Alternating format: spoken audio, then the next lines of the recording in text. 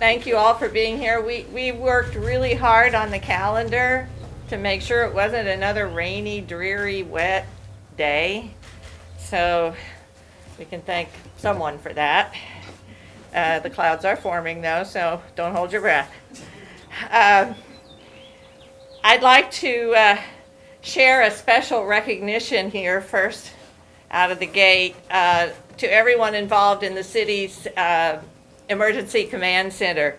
Last week we passed the first full month of the EOC, which has been in operation here in the city of Greenfield.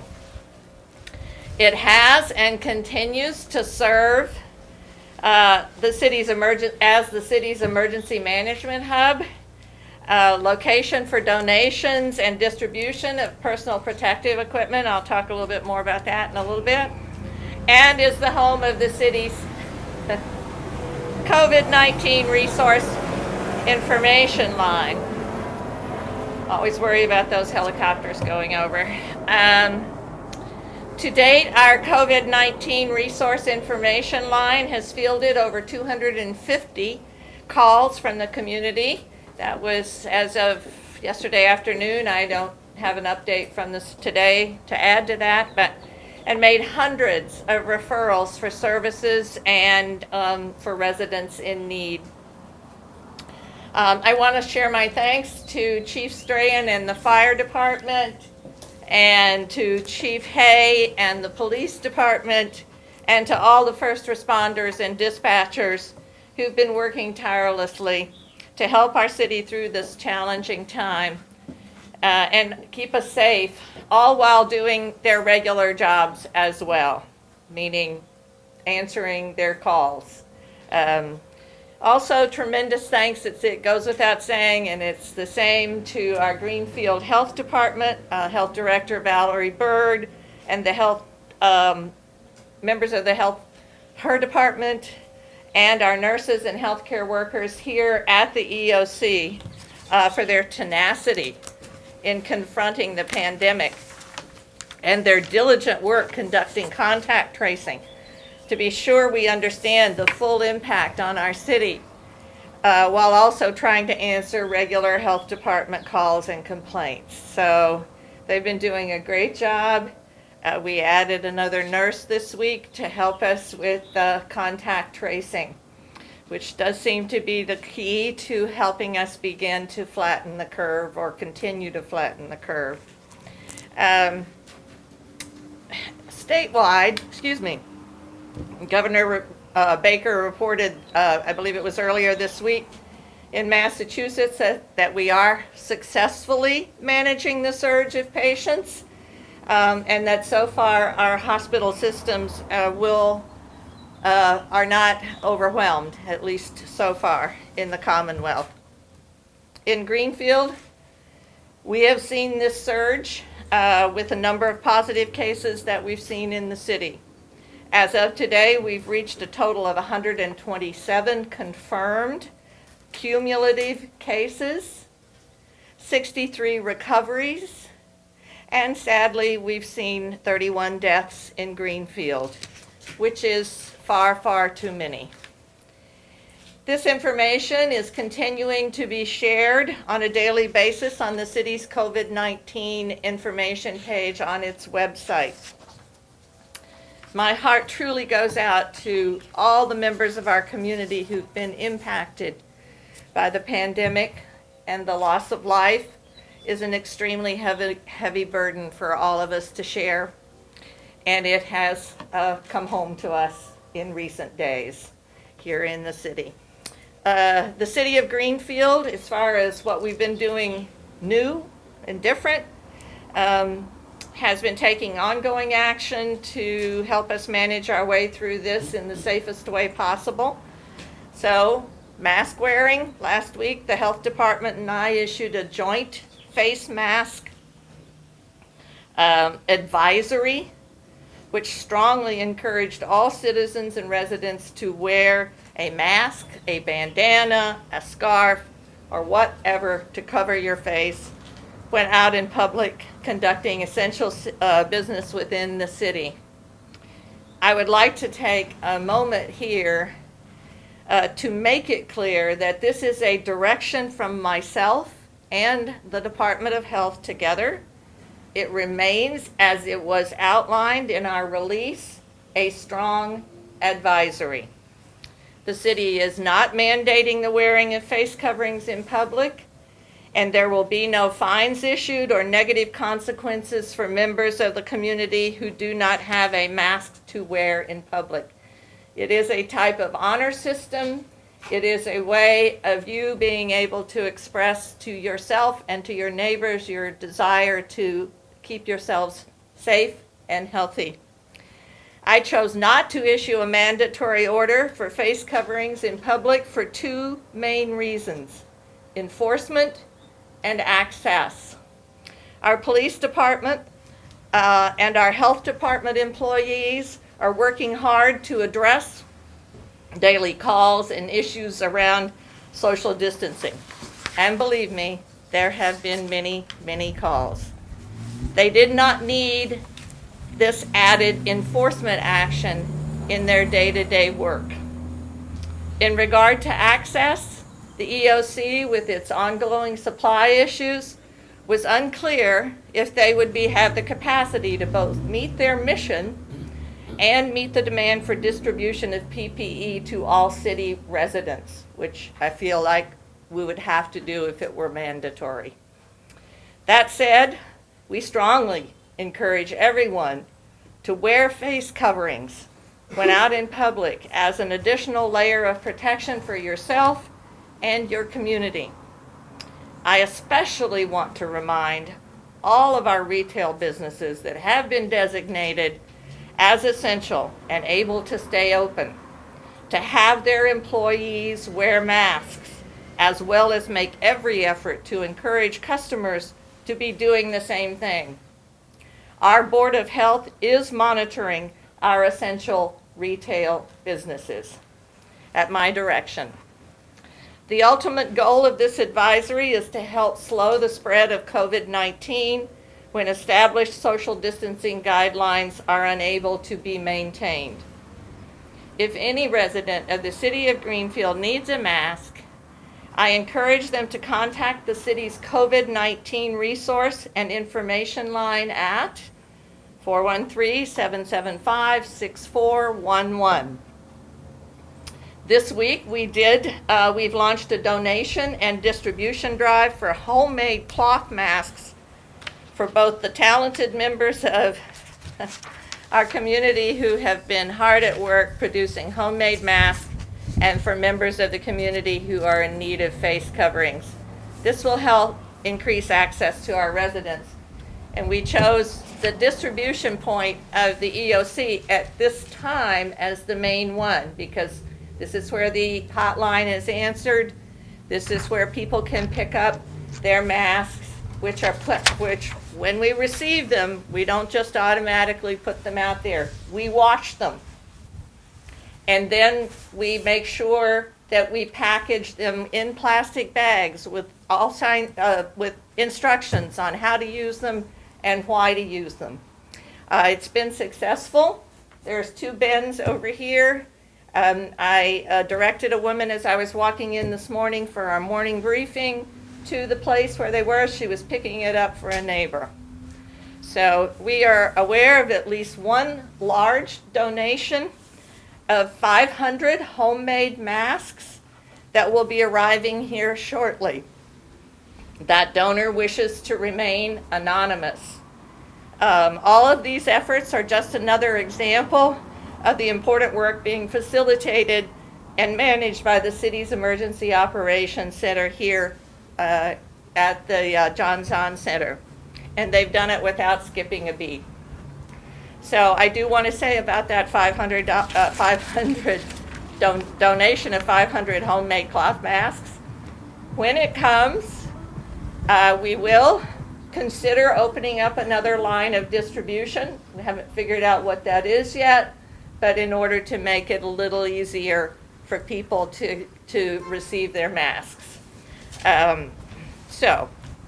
As far as a PPE distribution update, the EOC has been continuing to fulfill its role and work diligently to provide PPEs to local nursing facilities, frontline essential workers, and first responders regionally. Last Friday, EOC staff coordinated to pick up a shipment of PPE from MEMA, Massachusetts Emergency Management Regional Office in Agawam. Representatives of 26 police departments and 29 fire departments in Franklin County came here to the EOC to pick up crucial supplies. So we are helping our neighbors as well right here from the EOC. So, and we'll continue to do that for as long as our supplies last. And we hope that we continue to get even more donations and more shipments. As I close here, I just want to say thank you again to everyone in the city who's working hard during this pandemic. I continue to be impressed with the way our community has come together and is getting through this extraordinary crisis. It's always important to remember and to remind ourselves that there was no playbook for this, and that's across the board, as you can see, all over the United States. We are trying to figure this out. Our county hasn't seen a health crisis like this in 100 years. And they didn't have the internet back then, so I don't know how they managed. But anyway, to every city resident, every city employee, and business in Greenfield, a huge thank you for your sense of community and togetherness while we are apart. And we will get through it. And to all the healthcare workers on the front lines, thank you for caring for our community with bravery and professional competence. Thank you to the Franklin Regional Council of Governments and to MEMA as well for their unwavering assistance in MEMA with their logistics and help with crucial distribution of essential personal protective equipment. The Franklin Regional Council of Governments for providing information, regional updates, and advocacy when it's needed. I am beginning to talk to them about what recovery in Franklin County looks like and how we can facilitate that, all of us together, the members of the FERCOG. As a community, we have all been humbled, but remain undeterred by this pandemic. It's important to remember that this crisis too will pass. To the residents of Greenfield, again, I thank you and appreciate the trust you've placed in me as your mayor. I continue to work diligently every day to realize our collective goals and our aspirations for the city. I really can't wait to get back to work on those aspirations. But we will get it. We'll get there. So I'm ready to take any questions if I haven't answered most of your questions there. Mayor, can I ask you a question? This is not just a health crisis, it's an economic crisis for a lot of people. And the tax deadline, property tax deadline is May 1st. Any thoughts of following the lead of other communities and extending that deadline? We won't be extending the deadline, quite frankly. We are not financially in a position where we can afford to extend the deadline. It would be wonderful if we were. However, we are in discussions. I'm in discussion with the Treasurer Collector's Office and our Finance Director as to how we might provide assistance, at least in terms of waiving late fees if you absolutely are unable to pay your taxes on time. So more will be given out to you folks when we come up with the correct plan on that. Mayor, what would you say to people who are really adamantly calling for a mandate to wear face coverings? Well, what I just said, our issue here may not be the case in Northampton. They have a larger budget, much more staffing. May not be the case in other communities. Our issue here is access and primarily enforcement. So So- you believe that the city would be responsible for providing that to the citizens? I think that that's a reasonable expectation, yes. Some might argue that people are expected to wear pants, but the city does not provide them pants, and this is a Not yet. communicable disease. Right. I stand by what I've said. Can I ask you a question about bus service, Mayor? It seems like there are buses still running to places like GCC, even though there's no classes going on. Is there any plan to change that, and do you have any power in that regard? Well, I don't have any power in that regard. I can't explain it. Somebody mentioned that to me recently, or I read it perhaps in a Facebook post. I don't know why they continue to do that. There may be people who are considered essential employees who are working out there. I don't know. I don't know the answer to that. I haven't seen, frankly, that many FRTA buses on the road, but there must be a reason why they're going back and forth to GCC. I could find out. The legislature is indicating that there's going to be $5 billion less in the budget when they get around to passing the budget. That's obviously going to affect individual cities and towns in the form of 9C cuts. Have you thought at all about what that's going to do to your first budget as mayor? Yeah, I get them all, don't I? We seem to be fairly confident there may not be 9C cuts, but there may be cuts elsewhere. We really don't know. We are prepared to do whatever we have to do to make our budget balance and to continue to provide services. We're making our list of potential cuts that we could make later in the year when we finally get some information. Unfortunately, the governor's, the state, I would say, whether it's the legislature or the governor's office, have not been terribly forthcoming with what they believe is going to happen. I'm on a call every week, and every week the communities ask, can you give us some idea so we can plan our budget? Well, we have planned our budget for FY21, and we cut it as close to the bone as we possibly could and continue to provide services. If we have to make further cuts, it will be extremely painful, but and people may have to do without for a little while. But I'm not prepared at this time to say what those cuts would be. That it? Maybe one other thing, I don't know, I don't see, is Bob here? Bob, I don't know if you want to answer this. That would be you, Chief. Just curious about, the question I always ask at these briefings regarding first responders and morale and how people are holding up. I don't know if Rob or Rob Haig wants to take that one. They're all very, very excited about coming over, as you can see. Robbie Bobby.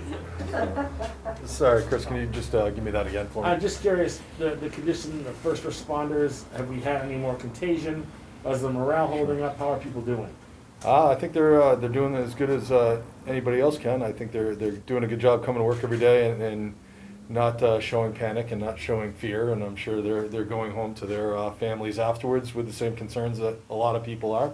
Right now, I am fully staffed, fortunately, knock on wood. We've got everybody back. I haven't had any positive tests yet, so that's good.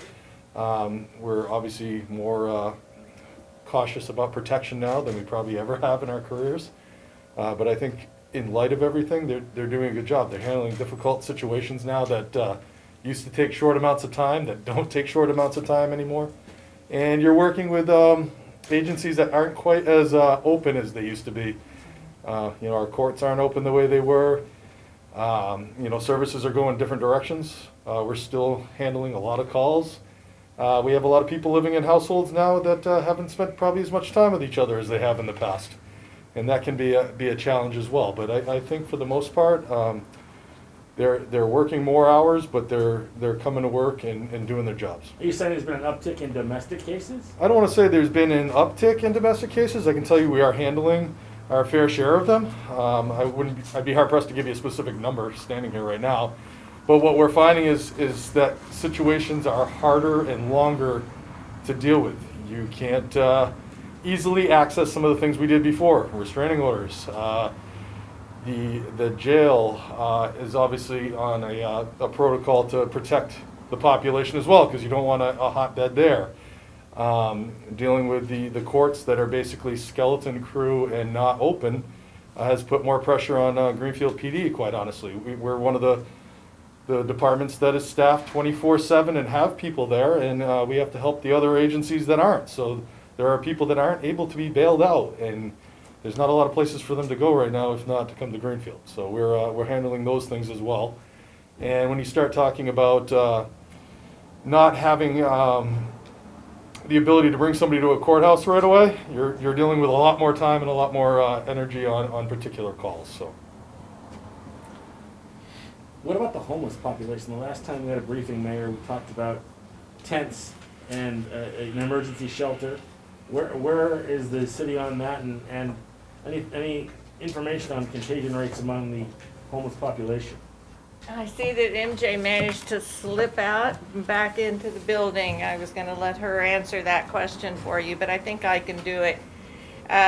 We've been working with ServiceNet. They were able to consolidate their 2 different shelters into one shelter on Wells Street. There are currently 20 residents over there. As it stands right now, they're all healthy, and that's a good thing.